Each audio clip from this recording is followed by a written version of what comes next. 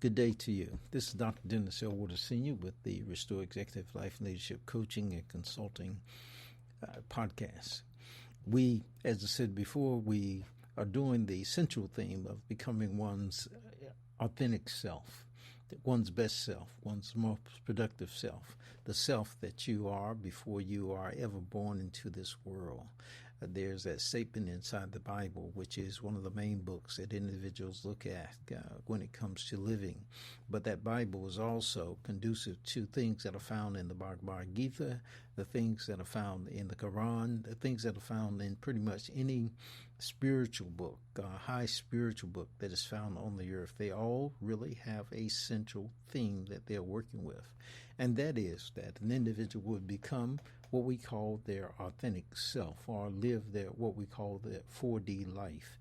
The 4D life, as we've said previously, has to do with the life that you desire, the life that is defined, the life that is divinely intended for you, the life that you live on the fourth dimensional level, which can be called the subconscious level, the life that is lived in the imagination, the life that you live inwardly before you ever live it outwardly. And so that life is the life that we're talking about, the life that you live in your dreams, that life, which is your best life, your authentic life. You become your authentic self, growing into the image of God that was already pre-planted in you, as the Bible says in the book of Jeremiah, before I formed you in the womb, I knew you. And that's God reminding Jeremiah at that time that he had a destiny before he was ever born. And so those things, there's another text in the book of Psalms where it says that all the days of one's life were written in the Bible, are written in the sacred books, not necessarily the Bible that we have as a physical form, but the sacred books that are unseen by the natural eye. But those sacred books, they were written down before one had lived one day of one's physical life. And so that's what we're talking about when we come. We talk about this as far as growth, going up, really, the ladder, which we call our 8 A's, and we work with individuals in regard to that. When we talk about this going up the 8 A's in regard to that we work with as far as Restore Executive Life and Leadership Coaching and Consulting, we talk about having 4 paths up that ladder, and that we are not necessarily saying that this is the only way up. We are certain that it's not. These are not the only way up. There could be 1,000 and 1,000 more that we don't know, and 1,000 times 10,000 others that we are not even acquainted with. As a matter of fact, I'm almost certain that there are that many more that I'm not familiar with. But we work with 4 different ways up the mountain, and if you learn one and do that in one lifetime, which is not really likely to take place. As a matter of fact, Jesus the Christ said, "In my Father's house are many mansions.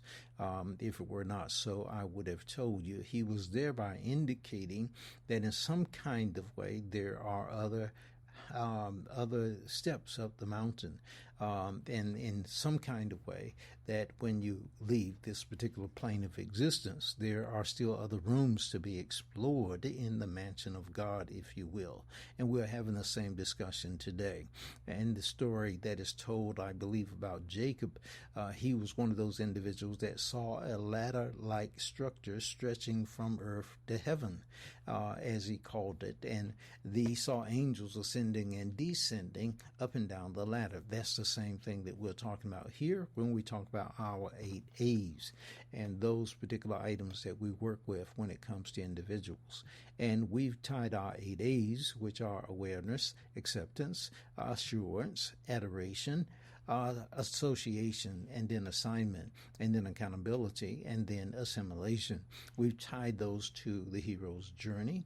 We've tied them to transformative learning theory, so that we can help people to understand and to know that there's a structure by which an individual will be able to actually understand where they are and what they're doing as they grow. And why is that important? Because when I developed the 8 A's, as I was going to Howard University School of Divinity, And I went through a particular experience. And when I woke up from that experience, as I woke up from what God was doing in my life at that particular moment, what took place for me is that I was given, it was given to me. I had those 8 A's, and I shared them with my professor, and my professor made sure that I got them written down. I gave a bit of thought to them, and then they were written in my book that was dealing with an individual going through a particular experience of trauma. And that those 8 A's were a way by which a person who had gone through trauma would be able to actually understand that there was a structure by which they would be able to come through that trauma, and then rather than having the same story played over and over and over in their minds, which is what trauma does, and tells an individual that this is their only story, rather than playing that story over and over and over in your mind, whether it was a trauma from physical sexual abuse, which is what I was dealing with at the time because of my past history, or as a trauma because of loss of a loved one, a loss of a job, a loss of health, a loss of wealth. It could be a loss of any kind of situation, or it can be, according to transformative learning theory, it could be the disorienting event. Or because of the hero's journey, it could be that you're suddenly called, or you suddenly accept a call, and you wake up and you recognize that what you had intended for your life, there's something else that Spirit has intended for your life. And so you wake up and there's a call to adventure, as is called in the hero's journey. At any rate, you recognize that there's step A, or one would say step 1, and then you go through step 1 and you accomplish that particular step, and then there's step acceptance, or step 2, or whatever it is. But there's a structure to it, and there's a structure, and there's a process by which one goes through trauma. So you don't have to, as they say, drink the whole cup at one time. You just take it and know that there's a step to it, and that sooner or later you'll get to, so to speak, the top of the mountain. And we've worked with individuals who've gone through trauma, gone through different situations, and they've also gone through a situation by which they are able to recognize that a situation has worked out in regard to they have accomplished certain purposes. We've had individuals who come and who have previously gone through various traumatic events in life, and as a result of going through that particular trauma in life, they've come to the point they recognize that the trauma ends, and the opportunity to actually transcend the trauma and go to the next level of triumph actually comes as well. And people are able to say, well, trauma is not the end of my life. I can actually come and transcend the trauma and come to the triumph, and are able to arrive at the point where they begin to take the steps to go beyond what the past has been, because the past is not a precedent for the future. Actually, principle is the precedent for the future. And so your past does not predict, does not proclaim, does not actually set the pattern for your future. What your future does is actually give you the prescription of how to define your past. And that's why the biblical statement says all things work together for good for those who are called according to their purpose, as God has laid it down, remember, before you were formed in the womb. So it has already been calculated that whatever you have had to experience up to this point is still going to work together for your good. And this is what you find in the experience of people like Job in the Bible, who is considered to be one of the oldest records of any human being. Job went through all kinds of things, but the situation was, when we say all kinds of things, he lost his almost entire family. He lost all the wealth that he had. All of those things were lost to him. He lost his health to a great degree. All of those things were lost to him. His friends came and told him, curse God and die, like put an end to it all. But after Job had gone through everything else and he had accused everybody else, God looked at Job, and God said to Job, Job, do you know more than I do? And Job had to think about it, and he thought about it very deeply, and then God started asking him questions. And God says, where were you when I laid the foundation of the earth? And Job had to say, well.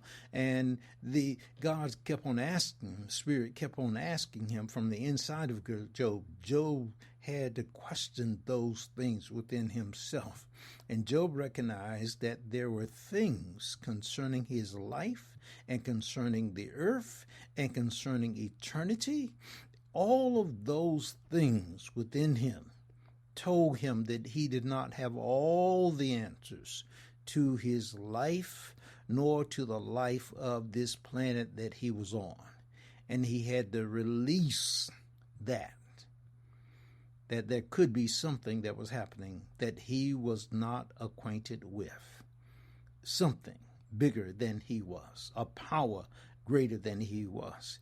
And he was able to release himself into the care of that power. And that's what made it possible for Job, so to speak, to turn the corner and to turn around and to trust in that which he could not see and he did not previously know at that level. And Job said he repented as a result of that, which means to change one's mind. And so that's a path up the mountain. That's a path up the mountain. You turn that tragic situation, or so it seems, into a triumph. You turn it around. You transcend the tragedy and go beyond. And it's in the Bible and another, all kinds of situations. And people don't have to go through the whole situation. The 3 Hebrew boys in the Bible, they were threatened with death. And King Nebuchadnezzar promised that if you don't bow down and worship me, then I'm going to throw you into the fiery furnace. And that was certain death for them. And they did not think about it for but a moment. They had prayed. They had a history. They had a habit of praying. And when they finished praying about it, they said, King, it's all right. It's all right. Do what you got to do. They said, we're still not going to bow down to your God. We're still not going to call you the greatest of the great. We're still not going to do that because our God is able to deliver us. But if he doesn't, we're still not going to bow down to your God. We're still not going to bow down to you. There are people that throw in the towel, they give up. They say, I only serve God in the daytime. But in the nighttime, if God does not bring the light, then I'll give up on God. Well, the people in the past did not do that. People in the biblical record did not do that. And there are sometimes when God brings you to the edge of a situation and he lets you come to the very edge, like the story that is told about Abraham. And Abraham is like 70 plus years old when God tells him to leave everything that he has, leave it all.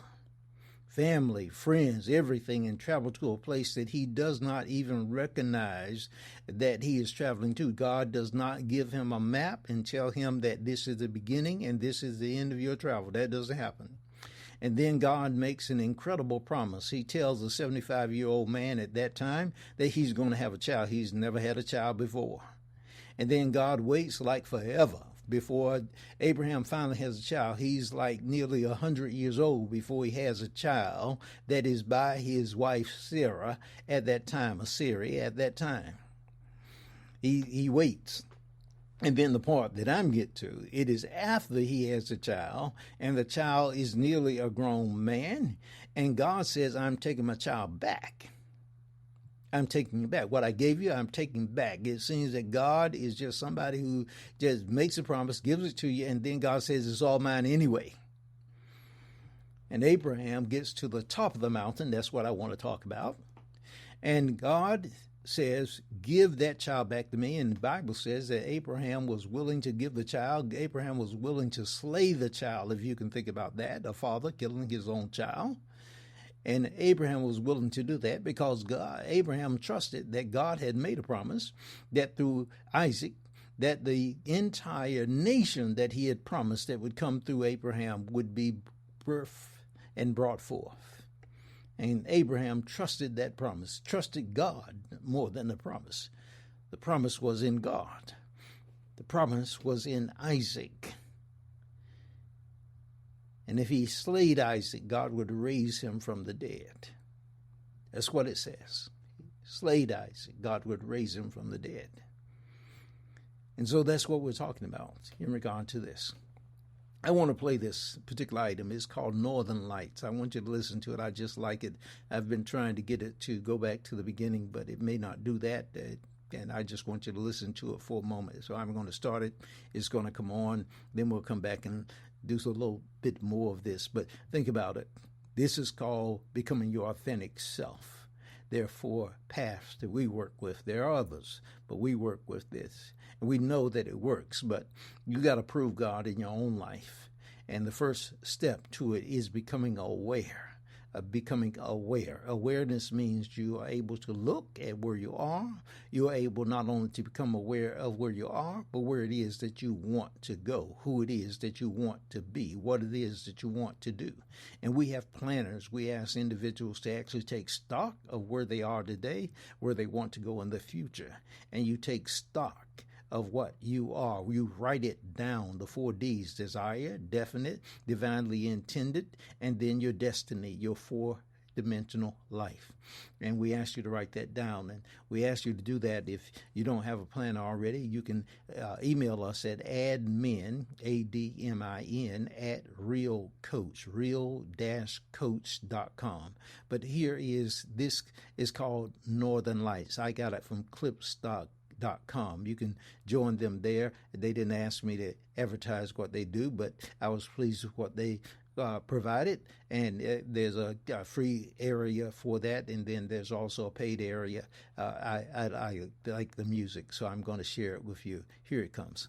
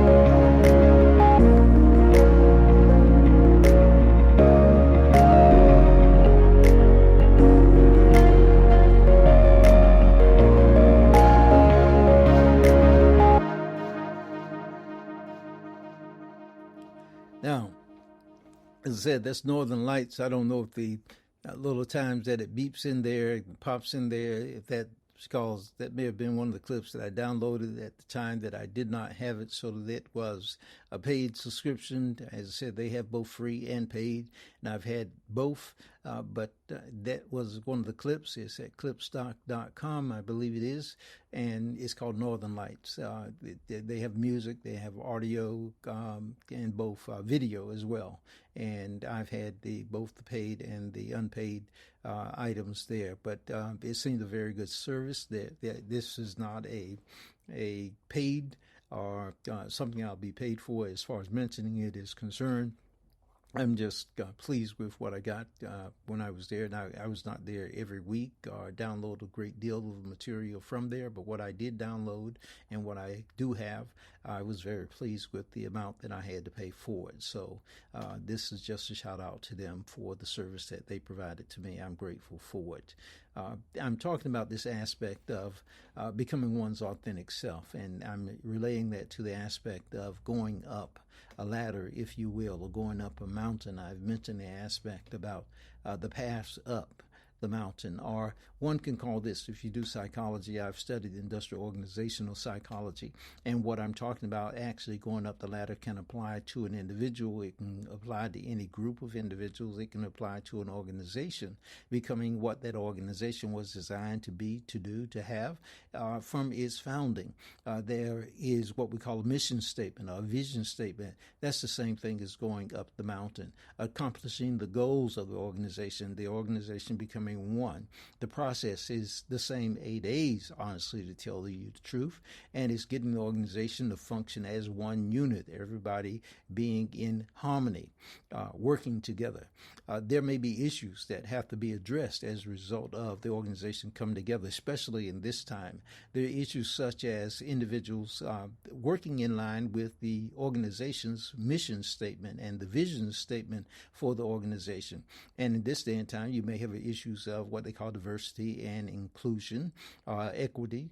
All of those may come into play, and the working out of those things is part of what we do when we do consulting. Remember, it's Restore Executive Life and Leadership Coaching and Consulting. So we deal with life issues, we deal with leadership issues, we deal with coaching, and we deal with consulting, and we work with individuals from the aspect of industrial organizational psychology, because the organization is also, if you will, if you understand this, is industrial organizational psychology. It's industrial organizational psychology. So you treat it as the organization as a system, in the same way that the body has systems. The organization also has systems. And if you want to study that, that's called systems thinking. And you treat it in the same way that there are psychological pieces that go on within that system. And so we do things like cognitive, emotive thinking, and what each person is doing inside of there, how they're treating each other. And that's why we deal with things of equity. That's why we deal with things of diversity. That's why we deal with things of inclusion. And that's vital in 2022, because sometimes we wonder why things are not going the way they need to go, and why there's not the productivity and the performance that is needful inside of an organization. And so it's because that the people there have all kinds of underlying subconscious things that are going on inside the individuals or inside the groups in the organization. And all of this stuff is taking place, and still people want to have the whole thing work together. I saw the other day, it may have been just last night, where a prominent individual, I believe his name is Elon Musk, talked about the work ethic of those who are in China and the work ethic of those who are in America. And he noted the difference, and he seemed to indicate that in some kind of way that the individuals in China seemingly had a better work ethic. Well, that could be considered to be correct. However, there are some things that are in China that are different from the things that are in the U.S. I don't know if it's true, but it seems that the things in China, there's kind of like, if I understand correctly, it seems that the people in China are Chinese, and the majority of them, there's about 2 billion of them that are Chinese. That's kind of like a monolithic society that are in China. And they do not have the same issues, as far as I understand it, of diversity in regard to China as they do in the United States of America. And there's a difference as far as the work ethic is concerned as well. And those things need to be worked out in a different way. And there have been all kinds of attempts in the U.S. that have the same kind of work ethic and the same kind of society, and in various kinds of ways. And so, again, there's a process, is what I'm saying, that we would need to go through. There's an awareness we would need to come to as far as in the U.S. And it's not an easy thing. The Chinese society is at least 3,000 years old. At least 3,000 years old. If not 5,000, if not 10,000 years old. America is not even 300 years old yet. It's a child when it comes to the rest of the nations of the world. It's a child. a baby. And so all of this comes into play in what we're doing here in the United States of America, which is where I'm at. All of it. And the people here that we understand to be Native Americans here, and even to get our history correct becomes important here in America, to get it all correct. There are interesting things, dynamics in regard to this. And so when it comes to this stuff that we work with, it becomes vital that we understand who we are, first of all, as individuals. And when we deal with this stuff, I deal with it from the standpoint on the whole aspect, the four paths that I deal with as far as individuals are concerned. First of all, is to help the person become aware of him or herself. And I say the paths that we deal with are spirituality, not religion, spirituality, and helping the individuals to understand who he or she may be. And I'm not trying to say that's a binary choice or anything else in regard to that. That person has to work that out for him or herself. That's, that person has to work it out for him or herself. That's not my domain. It's not my specialty in regard to that. But to become aware of who he or she is, and that's not a definition for me to work out in regard to that. And so I understand America as far as those things are concerned. And that's the most important thing. To answer the question, the age-old question, who am I? And to understand that entire process. And as I said before, the next step, why am I here? Why am I here? Answer that question. That's the awareness. That's the waking up. That's what we're dealing with in regard to that. And then the whole aspect of acceptance, that comes into play, both of those questions. Who am I? Answer that, and do you accept that? Why am I here? Answer that, and do you accept that?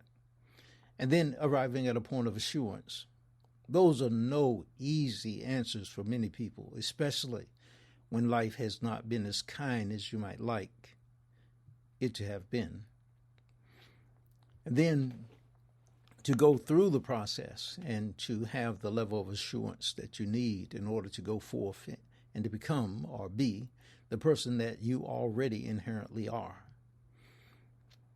And the society may so many times say, well, you're not, or who do you think you are? That's been a journey for me in regard to that, an amazing journey for me and for a lot of people in life, because life will so many times say to some, you're wonderful, and to others, you're not so wonderful. And who is another to tell you who you are or who you are not? Your definition of yourself should definitely come from inside. Without fail, without question, it should come from within and not from without. And so, and then to celebrate that. That's what adoration is about. Celebrating. Celebration. Living in that liminal space. Coming to that. I'm talking about something that could take a lifetime for an individual to do. That's why we say to individual that one of the things that you could do in regard to what we do is we coach individuals, and we've seen results in regard to that. I've been doing this for a number of years.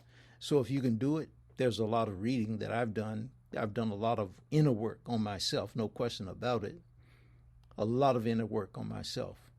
And there are a lot of books that I've read. I can give you my makeup. There's a brain thing that I've done before that tells you the schooling that I've been in and all the stuff I've done in regard to this. And I'm smiling about this because it's been an amazing journey. I'm thrilled and pleased with this journey. It's been up and down and around. So I'm thrilled with this journey. No question about it. There's been joys and sorrows, ups and downs, and all around, all of that. I welcome you to take that journey. You're on it anyway. You're living, so you're on the journey. And so you're welcome to do it. But I'll tell you, I think that life is so much easier if you have a guide. And a guide can be a book, and a lot of books, to tell you the truth. Can be movies. I've seen a lot of movies Not as many as a whole lot of other people, but I've learned to be more than entertained. I've learned to be empowered by what I read and what I study and all of those kinds of things. So I invite you to do that. And so let me say again, admin at real-coach.com. We want to help. We will do anything that we can possibly, but ultimately you're responsible for your own journey. And some of the people that have gotten in contact with us, we have actually empowered to the point that they've made hundreds of thousands of dollars, gone on to become millionaires, extended their life. No question about that as well. We've seen people who were scheduled to die who did not die at the time. And we've just seen them get a better quality of life, bring love to their own life because they knew they were worthy to have the love that they wanted, and they did receive the loved one that they wanted in their life, or they became comfortable with just being themselves. So all of those things. So we're thrilled about that. And some are pursuing still joyfully their next goal.